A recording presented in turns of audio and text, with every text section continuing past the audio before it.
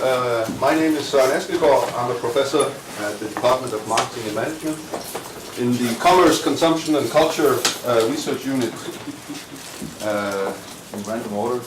And I'm very happy to introduce our speaker of the day, Professor Ian Woodward, who is not only a very nice fellow with an irresistible Australian accent, but also a highly valued and valuable part of our research competences. I think it's fair to say that Ian has two major research interests.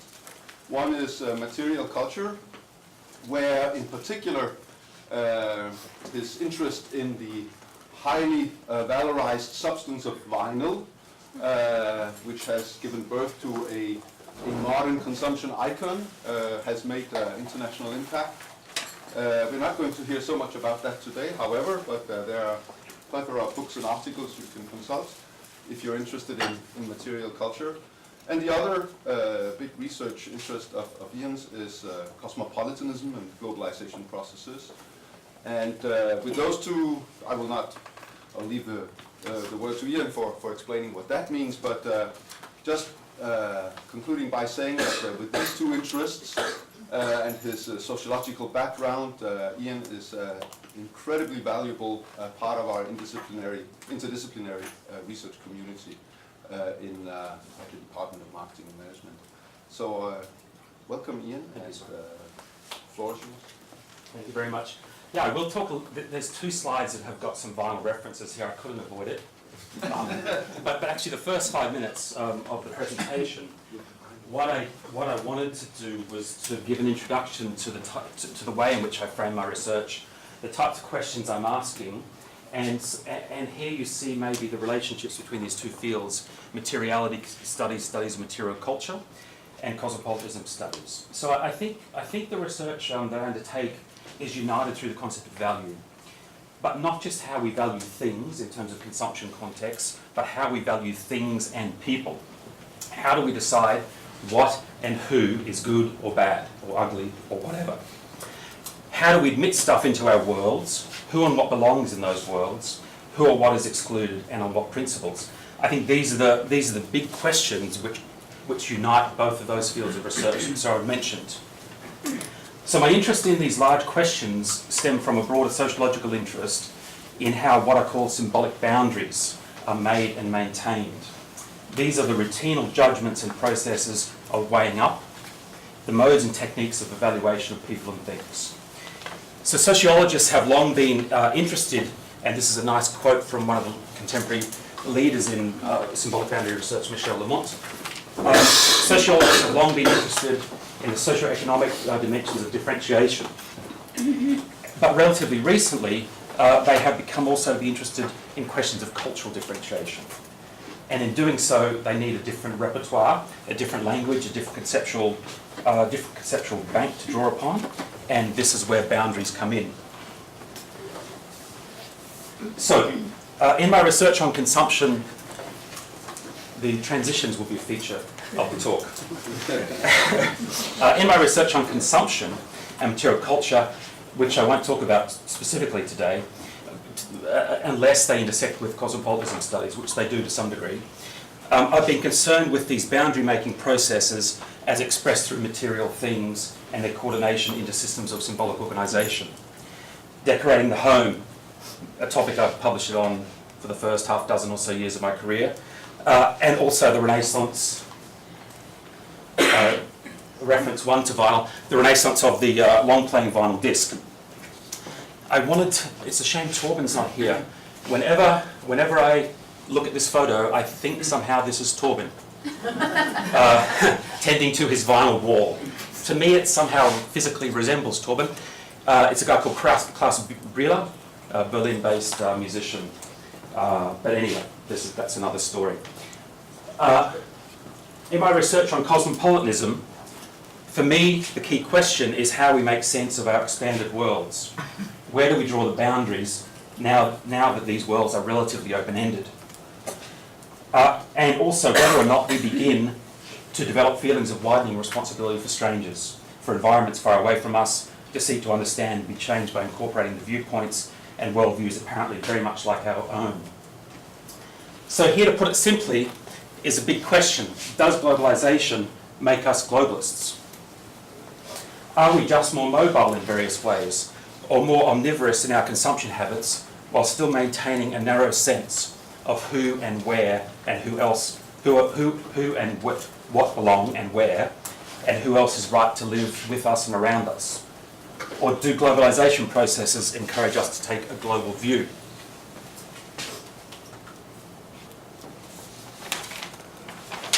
Okay, so the idea of cosmopolitanism seems to have a good deal of mileage to run, at least that's how I would like to see it, even though we've seen about 10 years of intense expanding research in the field.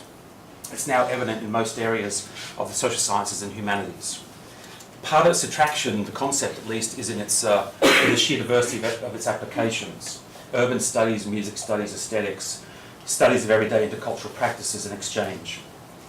Not only might cosmopolitanism be seen as a successor, or perhaps more accurately, as an ethical and cultural extension to globalization theory, but it comes to describe a key aspect of social experience that's apparently more frequently encountered due to the mobility of people and things. Difference is ubiquitous, mobility of various sorts and for various reasons is routine, and cultural diversity is commonplace. What principles inform social interactions in these contexts? So the cosmopolitan question is, in what ways might these things matter for belonging, identity, obligation and incorporation of diverse cultures and perspectives? Do they introduce a unique and vanguard dynamic of social change? And do they also demand a new ethical approach? Is there a cosmopolitan possibility, a space of social encounter, where cosmopolitan consequences come into play? And in this talk, in much of my research empirically, though it's obviously a multi-dimensional concept, for me, cosmopolitanism works best when it helps us or me to understand why and how we feel connected to others, what obligations we feel we owe them, how our sense of belonging might be expanded under conditions of widening circles of social contact. In short, it alerts us to the relationality and negotiation inherent in the dynamic complexities of global social life. So, just to give you a bit more of an appreciation of how literatures on the topic of cosmopolitanism have differentiated, I can say that there are maybe 4 big dimensions to the way in which philosophers and sociologists have talked about cosmopolitanism: the political, the ethical, the methodological, and the cultural. I'm an expert on some of these, more than others. But in terms of political, the cosmopolitan impulse is about encouraging and appreciating and recognising difference, embedding our politics in universal principles, committing ourselves to the dethronement of our own unique cultural identity. At a global level, this political impulse plays out in terms of regimes of global governance, legal institutional frameworks for regulating events and processes which are beyond the scope of any one nation. Ethically, cosmopolitanism is about worldliness, hospitality, and communitarianism. Inclusivity here becomes the key principle. Methodologically, and this is, I guess, the argument of Beck, is that contemporary sociology needs a new language. Contemporary social sciences need a new language. At the core of this methodological argument is the claim, or the statement, that it's not necessarily about the rejection of the nation-state's importance and relevance, but rather about the embrace of a post-national and transnational perspective in understanding the forces of globality. The political and practical relevance of this move to become methodologically cosmopolitan is that social analysis opens up to the relational processes which bind the local to the global, universal in particular, familiar and other. The result, it's hoped, is a social science which is better attuned to accurately describe the processes which form and structure the contemporary world. Culturally, which is where most of my research has been situated, the concept of openness becomes a key idea in this field of research. Working with my co-authors, we once remarked that this emphasis on openness could sound nebulous and trite, but there's little doubt that a disposition of openness is a basic philosophical posture underpinning cosmopolitanism and a basic dispositional characteristic that most theorists of cosmopolitanism agree on. The conception of cosmopolitanism as a form of openness is an epistemological principle underpinning cosmopolitanism. It limits and fixates the definitional horizon by reminding us that beyond openness lies a sphere or apparent sphere of all things uncosmopolitan. So, what makes cosmopolitan? What makes the global? What makes the global? But what also affords the type of development of a cosmopolitan way of looking at social events? Well, firstly, we can point to iconic representations of the global. These are famous images from Apollo 11 called Earthrise. So here it's about technological revolutions that can fundamentally alter our own perceptions of our worlds. Visual and optic dimensions of globality point to particular intensive phases of time-space compression. This allows us to see our world differently. Secondly, things like this, material and material infrastructures of the global. I took this approximately 48 hours ago, showing flights over Europe, Northern Africa, Eastern Europe and the Atlantic and so on. But you can see at that stage there were 13,000 air flights around the globe, at least ones that were able to be picked up on this radar, flight radar 24. And this snapshot shows 1,500 of those flights. So these particular types of technological and materially structured forms of globalization tell us an important story about social economic dynamics and also national dimensions of the global.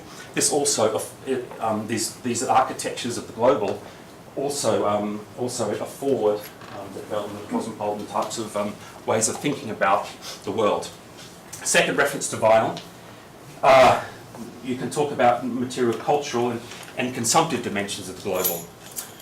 Various market agents, these are reissues by a well-known vinyl label based in Berlin, Analog Africa.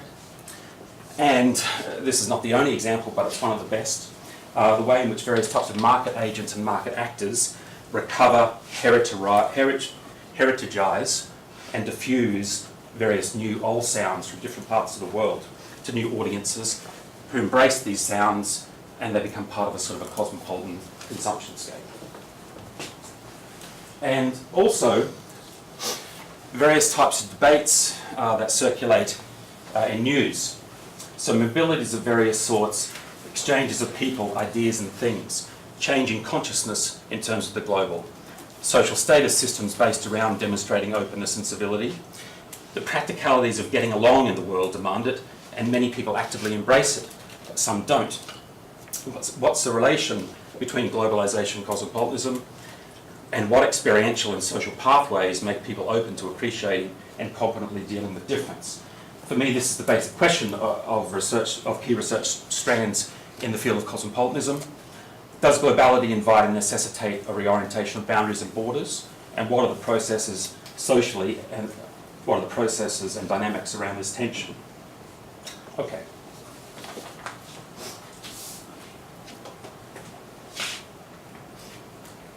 So, what Cosmo is and what it is not. So it's a political and ethical ideal. We might say cosmopolitanism is the political and ethical ideal dimension of the term. But it's also a real social process, cosmopolitanization. A process whereby the global comes to influence and reframe the local. Globalization does not guarantee cosmopolitanism. Globalization doesn't necessarily guarantee globalization anyway, right? But in addition to globalization's economic and integrative emphasis, cosmopolitanism introduces particular sets of globally oriented ethical principles and political practices. Cosmopolitan society, at least sociologically, is not a given, but a process and a project. It's not about replacing the nation state, but an incorporation of the nation state into regional and global processes and context. It's not here to save the world, necessarily, though its promise, and this is one of the attractions of the concept, its promise is about social hope, political transformation, and intellectual revitalization in the social sciences. Okay.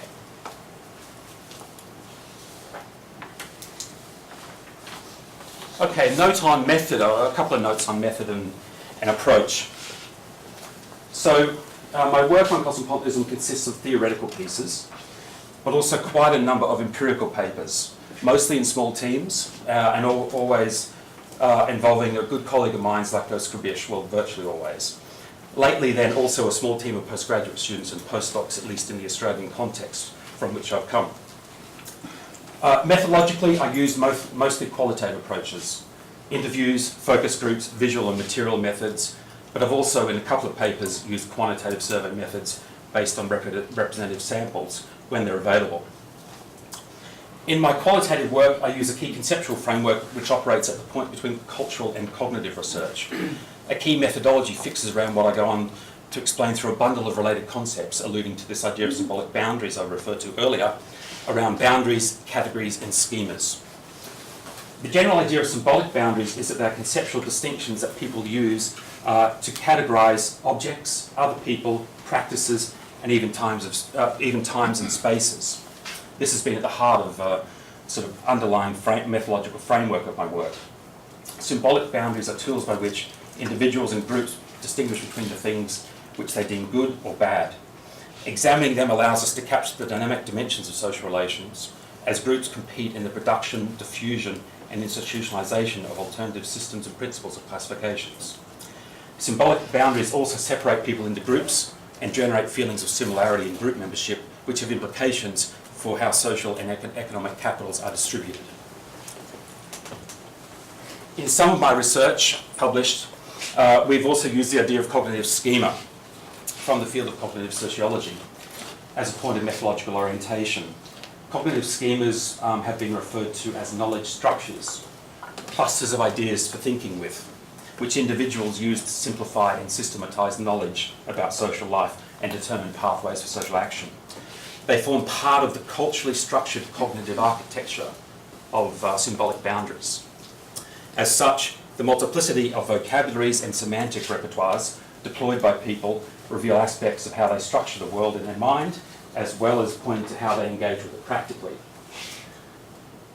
As part of our work within the schema approach, we've also used drawn upon Zerubbabel's theory of lumping and splitting. This gives you a sense of one of the operational concepts that we've used in the research. Lumping refers to the grouping of acts, events, objects, people, and traits, allowing the actual or perceived differences or similarities between items, actually the actual perceived similarities to outweigh the differences. So things are lumped together. This cognitive practice in the cosmopolitan context can enable performances of openness because people tend to lump groups together and reduce boundaries become less important as groups are lumped together. Splitting, on the other hand, is the opposite process, widens the perceived difference between cognitive clusters, which are in fact things that have real social effects, and facilitates a more limited or closed mode of engagement to splitting. Therefore, as people habitually perform this cognitive work, they develop and manage flexible and changing codes for symbolically and practically engaging with others. And also, more recently, in a project that's finished but still being published from, we've drawn on the idea of social encounters, partly inspired by Gerard Delanty's work, partly. We also developed the idea somewhat independently. More methodologically, I've set out to study encounters between different social agents and actors in order to understand their cosmopolitan consequences. So the concept of cosmopolitan encounter refers to tangible, experiential, and contextual encounters with cultural difference. It unites the everyday analysis of streetscapes, spaces, bodies, and practices with the macro dimensions of civil society, obligation, generosity, hospitality, and belonging. The idea of cosmopolitan encounter can be used to describe the zones and episodes of contacts between individuals and other people, objects, events, and settings which are culturally different to themselves. Encounters become types of test cases, we saw, how we framed it at least, for the durability and robustness of cosmopolitan values and practices, challenging, extending, confirming, or diminishing people's willingnesses to exhibit types of cosmopolitan generosity in the face of real-world dilemmas. So as explored in studies of everyday cosmopolitanism and ordinary cosmopolitanism, such encounters are not limited to elite settings, but take place in ordinary contexts, the street, public transport, shops, food courts, homes, workplaces. Such encounters are common events in plural multicultural democracies, and they form a fundamental dimension of everyday lives within the context of contemporary societies. Well, it's a beautiful day in Denmark, but it was always a beautiful day in Australia when we did this fieldwork. There's a lot more detail here, but it gives you a sense. We have, I have collected a lot of data on these sorts of issues over the years, but this project was the biggest, and as I said, just completed a couple of years ago. We're still publishing from it. And we had data collection in 10 locations in Australia, so it was myself and Zlatko Skribish with a group of assistants and postdocs and so on, with a qualitative methodology generally, right? Semi-structured interviews, focus groups, had a minor ethnographic dimension. So we interviewed up to around 180 people in towns like Bendigo, regional town north of Melbourne, with a gold mining history, a history of Chinese immigration. This is Broome up the northwest of Australia, remote northwest. On one side you have Asia, on the other side you have the desert and indigenous, a large indigenous population. Perth, apparently, arguably, the most isolated city in the world, right? Maybe the most boring, I'm not sure. We'll see. No need to go back to Perth necessarily, anyway. But Cairns as well, in northern Queensland, tropical. Right? We also went to Darwin, we went to farming regions, so on and so forth, right? So, there's more detail, but at least that gives you a sense. So, I will attempt a little bit of the impossible and take you through some of the empirical findings in this project, and also some earlier research into the same sort of topics. At least try and sum up some of the key themes which attend to answering this question about the impacts of globalization on cosmopolitan outlooks. And in a way, all of the themes I will talk about offer some type of commentary on how people frame the global and reframe the global, the political, cultural, ethical dimensions of their perception of the global. Okay, this first one takes us back to, well, actually, this was almost preparatory fieldwork for the larger project. Even so, we undertook a study maybe 10 years ago now, which was our first empirical foray into the topic of globalization and cosmopolitanism. One of the key and inconsistent findings, and so these are quotes, right? So you have to believe in qualitative research, interview research. You have to think not necessarily from academic standpoints, but you have to think in terms of everyday language, everyday settings, and so forth, right? So I've just taken out some key quotes, and these key quotes are meant to illustrate various types of approaches, but they're all in published papers, all right? So they're all drawn from larger papers where the theory and so on is much more fleshed out. But one of the key and consistent findings is that people relates to the perceived personal economic freedoms and benefits afforded by globalization, especially within fields of consumption. This is where cosmopolitanism and consumption come together. The understanding of the global as something experienced through consumptive possibilities is the most dominant positive discourse that we found related to globalization, but it does entail some contradictions. In the first instance, it's really about choice. Choice was a key word here for people. Maybe it's not in this quote, but the ethos of choice is here.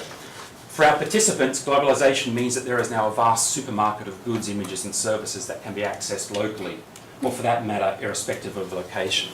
This first quote. But the linking of globalization with opportunities in the economic domain is only one aspect of the story. There's also a significant downside with strong political consequences. And when research participants were asked to say what comes to their mind when they think of globalization, they thought about this stuff, oysters, wine, cheese, but they also thought about domination, big companies, commercialization, Americanization, and the stories of the corner shop. They were able to sort of, they drew upon discourses which contrasted the local, the small scale, with the global. So they cannot compete with the globalization of markets. This is a bad thing. This is for Australia, but the same thing in Denmark, I would guess. Netto and Irma buy in bulk thousands and thousands of items, but your corner shop can't compete. This has affected the Australian economy. It's been a lot. It's in the time I've been alive, I've seen it just go down and down. This becomes a negative side of globalisation. A further set of positive capacities for openness is associated with globalisation in terms of opening one's eyes to other cultural styles and possibilities. In this sense, and in this quote, it's the most pure cosmopolitan sentiment, emphasising learning about other cultures for its own sake, and a sort of a utopian expression of the idea that we can live in a world of borderless free exchanges. This comment is exceptional, but best sums up the idea that globalisation can foster genuine cosmopolitan mixing. But there's also a downside. So people tended to think in binaries. At the same time that people would put the positives, wine, cheese, free exchange, people would also put the negatives to us. And so we saw the global frame through this type of dynamic and relational binary. This is a student who was studying drama, and she said, in my third year, we'll have to speak American. This is what global culture is doing to us. Yeah, sorry. Just so that we can get work in Australia, we have to speak American. So we're losing our voice, right? So the locals being sort of obliterated. This is what Tony Collette said. We're going to lose the Australian voice. And it's not just the Australian voice, but this became a sort of a metaphor, if you like, for Australian culture more broadly, for the local and the national. So we framed this through the idea of the ambivalence of ordinary cosmopolitanism.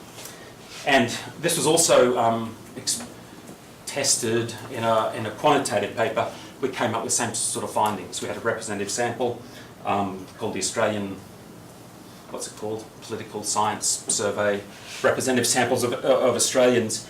And it showed that everyday ideas about openness, as expressed within the talk of our participants, suggested a brittle form of cosmopolitanism, what we call a brittle form. It's fractured by deeply structured feelings and allegiances regarding self and others, benefits and dangers, local and global, which all seem to inhibit the expression of cosmopolitan openness. Moreover, ideas about openness are strongly linked to positive experiences, frequently based in what we might see as relatively easy behavioural repertoires of the cosmopolitan disposition. Vinyl records, food consumption, overseas travel, music. Openness is therefore most likely to be endorsed as a feature of the global world when it's associated with enjoyable experiences that cultivate one's own identity, when they offer fulfilling experiences, and when they are based on a rather superficial engagement with another culture from a smorgasbord of global possibilities. At the same time, they are negatively coded when they are experienced as an engagement with other cultures that is perceived to be threatening or challenging. So this sort of gave us this empirical take, informed a relatively pessimistic story about cosmopolitanism, at least in the context of the sample. So cosmopolitanism is not necessarily best imagined as an emergent world system that's borderless, utopian and expression of universal values, but rather a set of increasingly available cultural outlooks that individuals selectively deploy to deal with new social conditions. In this sense, it can be seen as a type of cultural capital and also a repertoire selectively deployed rather than something fixed. The process of global valuing was dynamic and relational. I'm going to skip through this. In another paper, we looked at various types of schemas based around what we call knowledge and learning-based schemas. So the way in which people narrated their learning with other cultures, and sometimes people based it around certain types of learning of knowledge, so being certain types of exposures, and sometimes people use schemas based around what we call visceral, which means embodied, or experiential, and we talked in the terms of Levinas and the face. So the role of the face-to-face encounter in encouraging a type of cosmopolitan empathy or cosmopolitan ethic. Long quotes, and the paper, that point itself is not that interesting, but it is interesting when we introduce a gender dimension. I think this is, if I can find my slide, a fascinating dimension of the data. Generally speaking, individuals, so you can see the female and male quotes, individuals seem to play a more central role as bearers of faces in female women's schemas of openness. We reach this conclusion by mapping, identifying the cognitive schemas that women use for thinking about difference, and they often contain keywords or topics suggesting a perceived closeness or imagined solidarity through metaphors of care, interpersonal valuing and domesticity, such as mother, family, home, child, as well as universalistic concepts such as care, empathy, compassion, equality. And you can see that this philosophy, this type of practical ethic is illustrated nicely in these couple of quotes. I love the way they look after their family. It's all about love. We all want to be loved. We've all got the same bodies, therefore we should all be able to get along with each other. But it's sort of based around, these discourses about care, compassion, empathy and equality.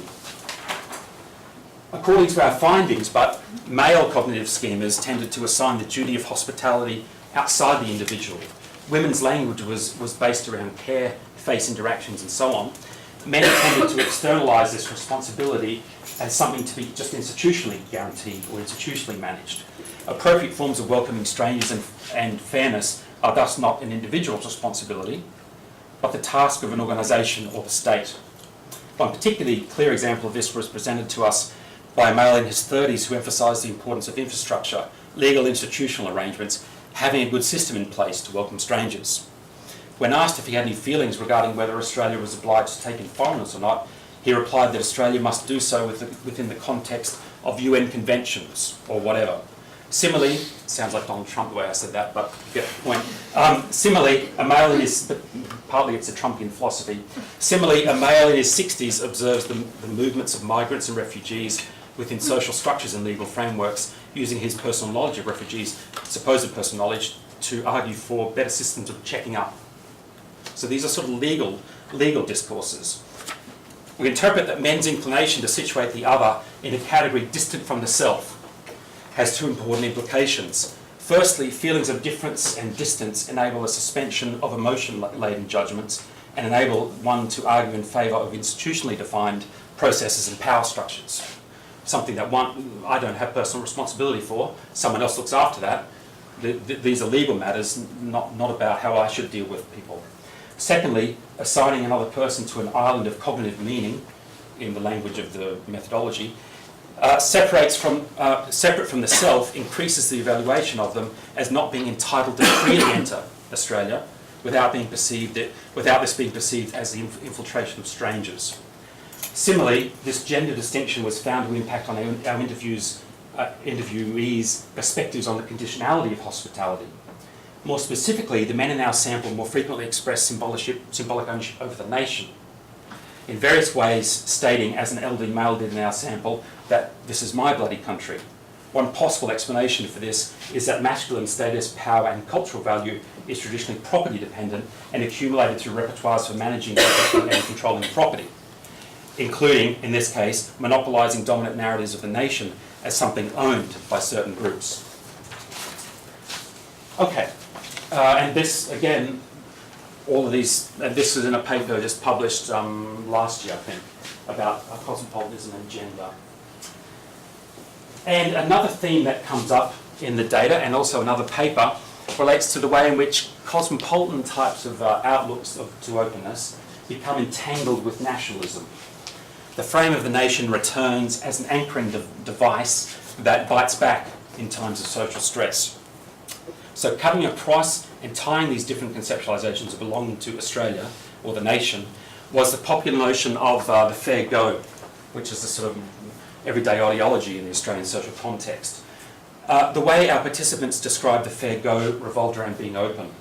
You're open, you're accepting, you give everyone a fair shot. You're always ready to help, lend to help, to give a helping hand. Speaking to ideas about mateship and national idols like the Anzac or the Battler.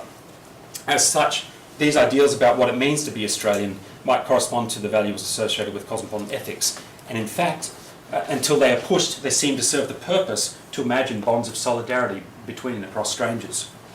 However, a closer look at how Australianness' fairness inflected micro-level interactions with those perceived as culturally different revealed the tenuous relation in which cosmopolitanism and nationalism were situated. Narratives about Australianness were both mobilised in favour of embracing diversity, the fair go, but they also became the narrative means for setting conditions attached to hospitality and conviviality.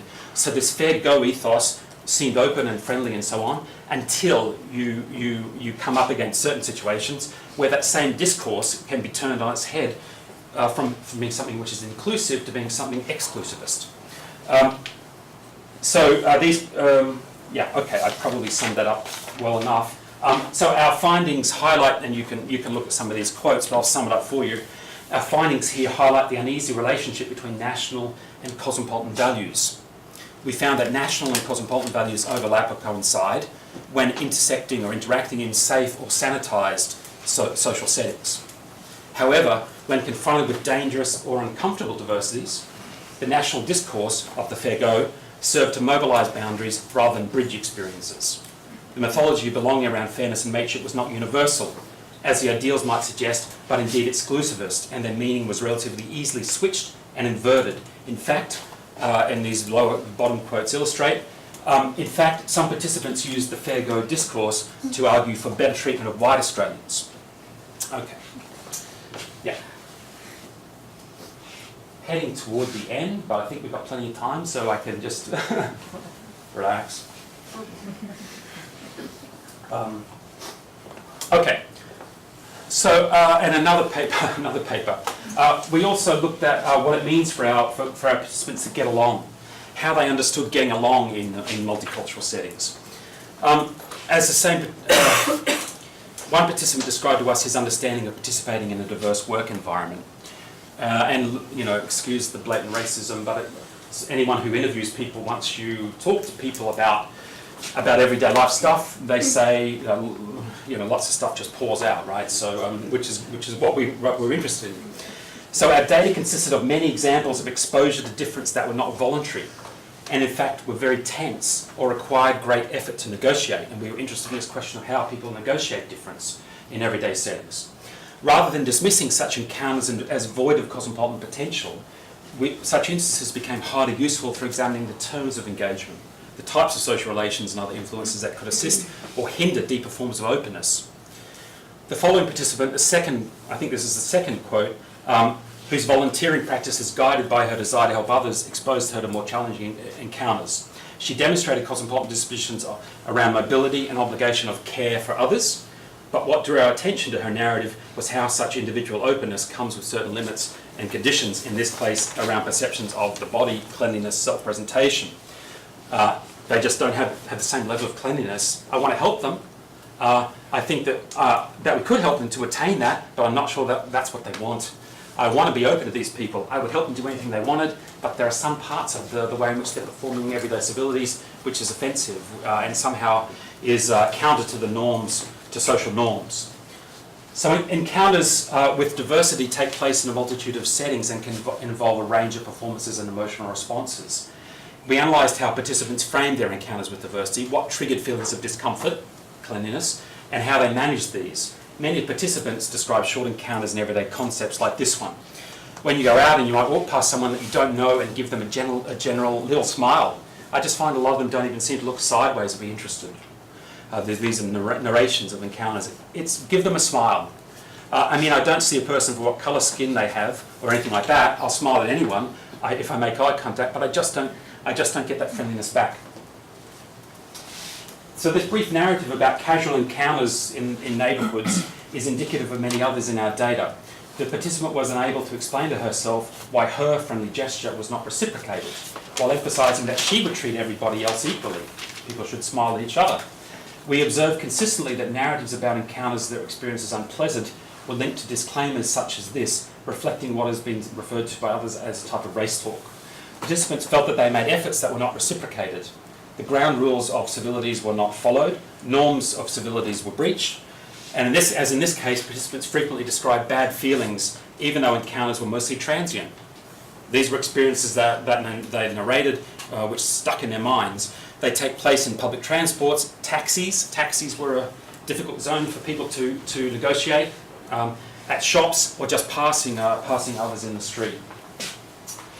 So, as a tendency, we observe, before I maybe just describe this section, one of the things we asked people to do was to rank themselves, self-rank themselves on an openness scale from 1 to 10 or 0 to 10, I can't remember. 10 being the most open and 0 being the most closed. And then we asked them why. We asked them to narrate why they scored themselves at that point and so on. So as a tendency, we observed that participants who engaged in conviviality practices and frequently experienced encounters with diversity ranked themselves consistently lower. They were likely to give themselves a lower score on the self-ranked openness scale. We found that often they reflected more on their own attitudes, practices and positions within racialized relationships and judged themselves more harshly when reporting their openness to diversity. Why? So it's exemplified in, I think, extract 1. I do have some ingrained racism that I do fight, this idea of resisting one's impulses. Okay, you gave us an 8, yeah, because I fight it. That other people let it creep along and don't reflect on it. I reflect on it. They don't. They won't challenge their own behaviour about their own actions. I'm willing to admit, but I'm also willing to be reflexive about it. With similar hesitation about ranking themselves too highly, another participant who referred to herself as parochial scored herself a level of 7 out of 10 and described a cathartic experience when travelling. Her development of a new sensitivity to notions of race that included thinking or rethinking herself in racialized terms. This is the first time I ever felt like a white woman. I really felt it. Oh my God, I'm a white woman. I never felt the colour of my skin before. It's just like, what are you talking about? People are people. So this reflexivity was an important dimension of the development of cosmopolitan ethic. Paradoxically, efforts to embrace openness in a profound way were often accompanied by bad feelings, anxiety, insecurity, guilt, rather than experienced as pleasant or enriching. Often experiences and views such as these were associated with the acquisition of cross-cultural knowledge and skills. So when I was at a coffee shop, I got offended. Some people, they'd hand you the money, and when you went to give them the change, they'd take the hand away. I thought, how rude is this? But it's not that, it's because you don't touch hands with somebody else you're not close to. When somebody told me, when I learnt about this, I thought, okay, cool. So this leads us to distinguish, or to make a distinction between a distinction about circumstantial encounters. What we came to distinguish as cosmopolitan encounters were typically characterized by individuals' own reflexive engagement with oneself and with the other, guided by ethical principles which prevent unilateral impositions or interpretations of the situation, as exemplified in this quote. Okay. Have I explained that well enough? Good enough. Again, I'll give you a list of sources at the end. You can read a bit more about it. Heading toward a conclusion. So we can conceptualize these discussions. If I want to think about what all this research is about, it's really about deliberations on the civil sphere. For me, in a big picture at least, this is the way I'm thinking about it, perhaps into the future, where ideas about race, ethnicity, and value constitute a collective valuing of difference and diversity. So in these studies, we aim to get a better understanding of encounters in diverse societies. Our findings show that contradictions in attitudes and practices are common. Not only do individuals in their practices lag behind the cosmopolitan outlooks they sometimes profess, but we also found individuals who express racist self-perceptions or do not think of themselves as cosmopolitan, but nonetheless successfully negotiated encounters with others. So we found these intriguing paradoxes. Not that we expected to find pure forms of cosmopolitanism, but it's interesting to look at the fracturing, the fragmentation of these types of cosmopolitan solidarities. So while our findings reaffirm the conceptualization of cosmopolitanism as performances within encounters, rather than an identity that is acted on consistently, it also raises the question of what, in fact, makes such encounters cosmopolitan and what role the subjectivities play in this. So we aren't always sure what cosmopolitan performances or identities are, what they do and what outcomes they have. We're beginning to understand, at least this is speaking personally, that there are different ways of being cosmopolitan, that it might be the case that not all of these ways are equally cosmopolitan. It's important to make distinctions, and that there are different motivations for acting in cosmopolitan ways. And moreover, that all the time these cosmopolitan actions get entangled with other powerful social structures. Gender, socioeconomic location, distinctions of social status. These can always distort and influence the effects of intended cosmopolitan solidarities in perverse ways.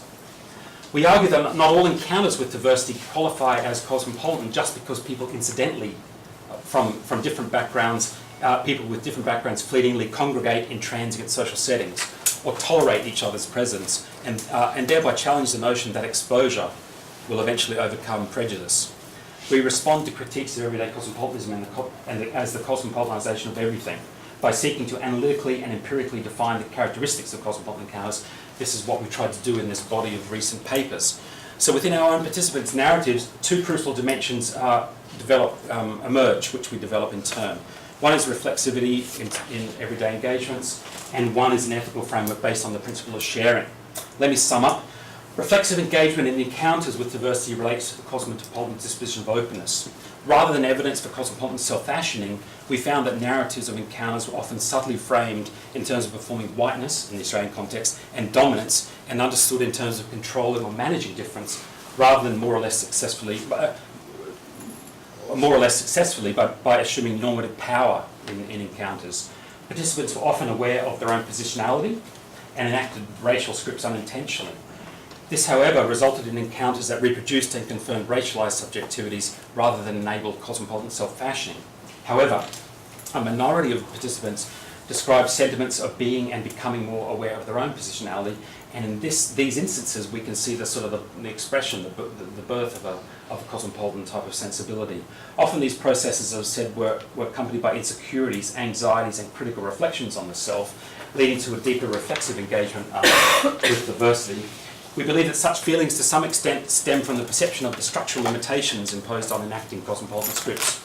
In other words, participants engage in a type of reverse race talk, in which I am you know the expression I am racist but, in fact means to say my social reality is racialised but, followed by a statement describing cosmopolitan practices or attitudes. Consequently, we found that participants who acknowledged rather than denied the existence of cultural differences were more willing to reflect on their positionality in encounters. This reflexivity was often accompanied by anxieties about being judged or seeming racist.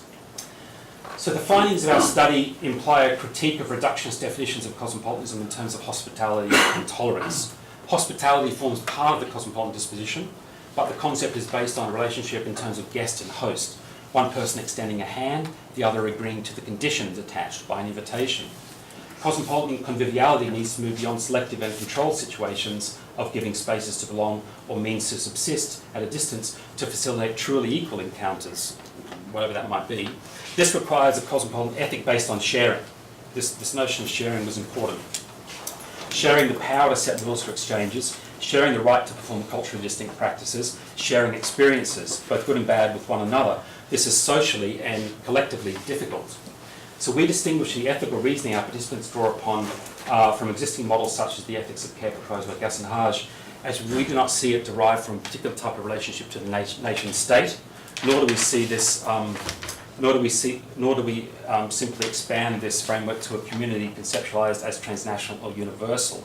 Instead, we insist that for encounters to be deemed cosmopolitan, the requirement of reflexive engagement, which opens up spaces of being changed, paired with an ethical framework centred on sharing, becomes the key way of performing the types of cosmopolitan conviviality.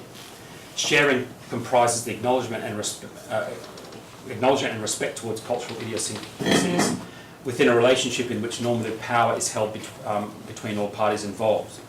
Furthermore, sharing is different from giving or helping in that it better facilitates opportunities for unconditional relationality rather than managing or controlling cultural diversity.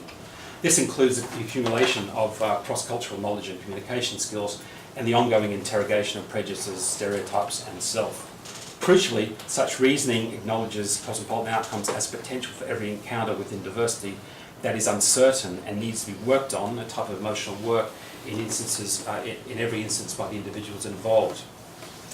So our findings bring new questions to the agenda of research in the field of everyday cosmopolitanism as a theoretical framework and an empirical project. If the possibility of a cosmopolitan encounter rests on reflexive engagement and ethical reasoning based on sharing, then we need to better understand the conditions under which these are likely to be socially realised. This may, personally, I think that this might include closer attention to what makes cosmoscapes or cosmopolitan canopies distinct, to enable us to ask how to expand the institutional conditions in which forms of cosmopolitanism will naturally thrive. Furthermore, we also need to ask about how cosmopolitan values around sharing and fairness are reflected within national discourses around similar principles are reflected by national discourses. And on that note, I will finish. But the top, so here, yeah, this is some of my favorite books on cosmopolitanism, which if you're interested in the topic, you should look at. Beck, of course, Delante, but there are others up there. And then this is some of the material that the presentation today is drawn from, mostly empirical pieces, but yeah, ignore them or check some of them out. Thank you.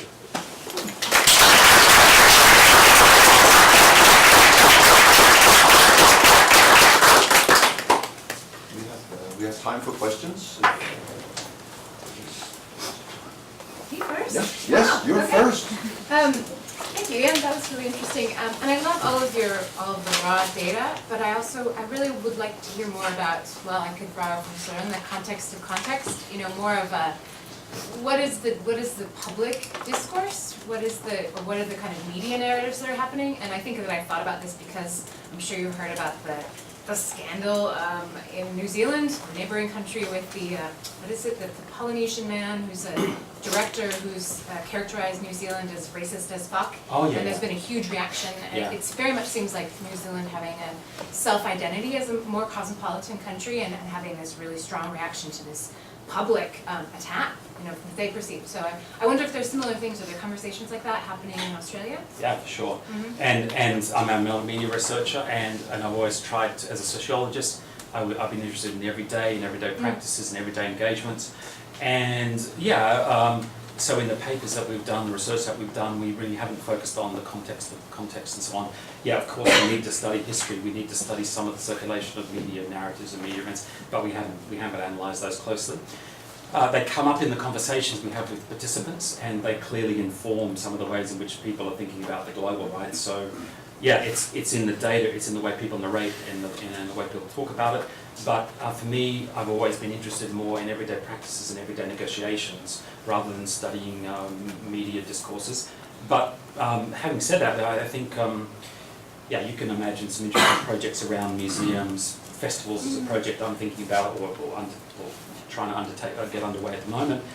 Sorts of contexts for the expression of cosmopolitan sensibilities. This is interesting.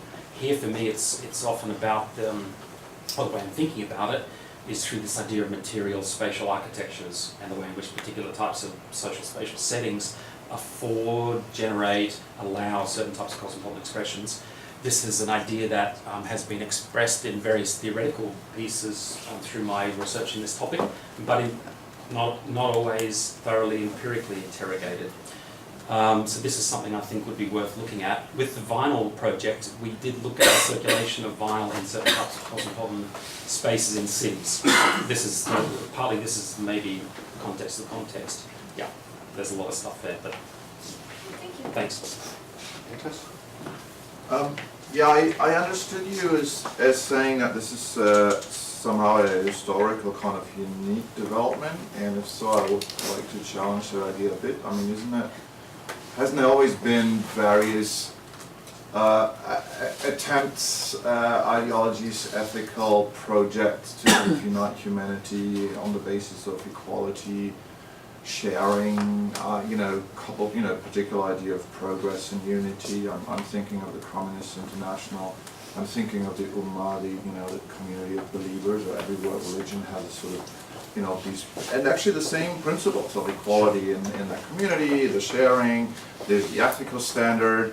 And I actually, and if we spin that forward and all of that, they all, put up sort of paradoxically high ideals of equality that necessarily leads to failure, and then they invent a ritual where you have to sort of confess your sins or your failing, that, confess your racism, confess your failings as a believer, confess your failings as a worker and a champion of the working class, etc. They all, then find their enemies, and in some ways even. Sure. So far, all of them have turned into an empirical, some sort of project of empire. I don't know if we're going to see that here, but isn't that, wouldn't that sort of comparative perspective be interesting, instead of saying this is a unique moment? Yeah, you started out saying that I painted this that I suggested this was an historically unique setting, and then you suggested, but I don't think I necessarily started there by articulating that belief, right? By articulating that point of view. We got into this research because honestly we were upset at the way in which theorists, philosophers, had been using the idea of cosmopolitanism as some sort of this thing that had just that had been around for thousands of years, but near the end of the millennium, it was somehow apparent that this could become a reality. And of course, we started with this sort of sociological skepticism that this probably was rubbish, and we wanted to interrogate different ways in which that played out in social settings and encounters in objects and space and so on. So maybe if I presented it as historically unique, maybe that's because maybe someone like Ulrich Beck has tended to play on this idea, right? So no, I wouldn't see it that way. That said, I'm not an historian, and so I've never really, I must say, been interested in following this idea back and looking at its expression in particular in historical settings. So one of the books I love is Mika Naba's book. It's about gender and cosmopolitanism, but it's also about visceral cosmopolitanism. And she looks at the ways in which certain types of cosmopolitan sensibilities emerge in the context of British modernism, 19th century modernism, early 20th century modernism. One of her famous papers is about Selfridge's department store. I mean, I've never really been interested in that type of historical perspective, but it's something many people do. Again, I tend to focus on the sociological mundanities about how people talk, what they do, and the types of object engagements they have. A critique of that is of course, it's not sufficiently historically informed. Yeah. Yeah, you say the enemies of the cosmopolitan society. Yes, I don't think I mentioned that word in my talk. But is there potent danger to the globalized world? Is there? Yeah, is there? Yeah. So it's reflecting back on some of this research. Some of the research we did 10 years ago, or it was published 10 years ago, and it picks up on processes which have become much more stronger in recent times, right? So we noticed way back, like 10 or 15 years ago in the Australian context, maybe not 15, but 10 or 12 years ago, that there were these sort of latent expressions of resistance to global processes, resistance to refugees, resistance, this sort of idea that globalization was affecting the nation, was affecting Australia or Denmark or whatever. So yeah, we picked up on this stuff. We didn't actually strongly frame it, but with events in the world turning as they are now, yeah, you can see that the types of things that we've picked up on have become more and more evident actually in recent times. The enemies of cosmopolitanism, this is Beck's phrase, but I've never not necessarily systematically dealt with the idea, but what I see is that many of our empirical findings tend to pick up on the types of resistances to cosmopolitan solidarities, and in this sense they can be seen as the type of enemies to the flowering of a fully formed cosmopolitan sensibility. That's how I use the term enemies, drawing upon Beck. But of course, the enemies for us should be apparent in the types of empirical settings I've described. Threats to the nation, threats to the national economy, threats to national culture, threats to my well-being. These are the types of everyday enemies of cosmopolitan expressions, and they come up there. This is a consistent finding in the data. So then the question is, what to do about it? But it's not something I can answer right now, I guess. Does that? Well, also, do you think these are just contemporary reflections, or is it just an acceleration? I think maybe to bring back maybe the first 2 points, it's interesting. Again, I haven't mapped it out, but you could look at the circulation of media narratives in major newspapers around the world, and you could probably find reference to these types of resistances. Yeah, had become exacerbated in recent times. I would suspect that's the case, but yeah, I haven't done the research, or that's not what I do, I guess. Thank you. I of course have a wonderful question, but since our offices are just across from each other, I can spare that. So one last quick question from Ale. Yeah, since I'm all the way downstairs. Yes. We never see each other. But it's kind of actually picking up on that, the enemies and the sort of hindrances towards cosmopolitan solidarities. I guess like Yeah. the whole issue of what to do with refugees, and Yeah. this is more of a reflection on some videos of interviews with Danish politicians that I was subjecting myself to over the weekend, where the someone from the Folke Party actually suggested that Denmark should really follow the Australian example of dealing with refugees and political asylum seekers by putting them in Greenland. Actually, Yeah, that was offshore. a suggestion. So it's kind of, on one hand, you have these discourses at sort of the individual, like in the community, and then there's like all these political actors sure. which are also playing up on these Yeah. fears and anxieties Definitely. as well, of course. Yeah, so yeah, definitely, so that we and we've said it in the papers, but it's hard to remember all of this stuff, but we talk about it in terms of how people and theorists themselves, Beck, and other, Beck is notorious for it, but there are others, maybe not in the list I provide because they're some of my favourites, but the way in which individuals and theorists become up and come to reproduce these sorts of discursive binarizations about global life. Chris Rumford, one of the great authors about cosmopolitan spaces and bordering, he talks about precisely what you mentioned about the ways in which national borders have become mobile things. No longer is the Australian border the Australian coast, or same with Denmark. We are able to offshore refugees and so on, and to have these extraterritorial spaces. This is an interesting phenomenon. Perhaps it's always been around, but it's something that's become much more obvious in recent times as nations go to great lengths to make these types of protections, these types of protections against refugees. Not a good answer, but yeah.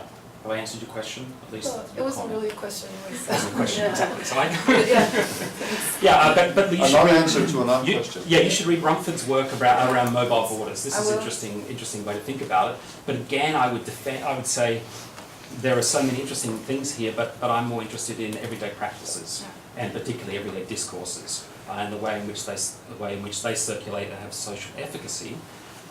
But that's not to say that the effects of media discourse and so on are not evident. They're clearly evident in the way people are reproducing these types of ideologies about the global. Yeah, and if you go through all the interviews, you'll find references to particular current contexts in the interviews where people use as examples.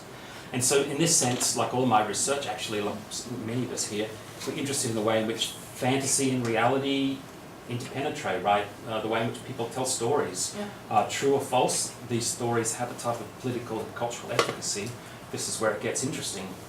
And when you actually look at the comments on those YouTube videos where, for example, the Folk Party representative is interviewed by, say, someone from CNN, then you have a lot of commenters from the US who say, finally someone is standing up to the, to those migrants and, this guy. So it's like all this, someone from Denmark talked about Australia and the Americans saying like, that's the way to go, and it's like this sort of global flows of correct. all these Prejudice. things. So the question of right-wing movements and how they're globally networked and connected is a really important topic. One of my maybe only PhD student, I think, I supervise in Oslo, is working at the Centre for Research on Extremism. And the University of Oslo have this centre which is devoted to precisely studying the way in which these sort of right-wing movements affect the national in the Norwegian context and maybe Scandinavian more generally. Yeah, it's a hugely important topic. Yeah, it's not what I'm doing. Yeah. But We'll talk. Thank you. I guess that's it then. Thank you for coming, and see you next time. Yes.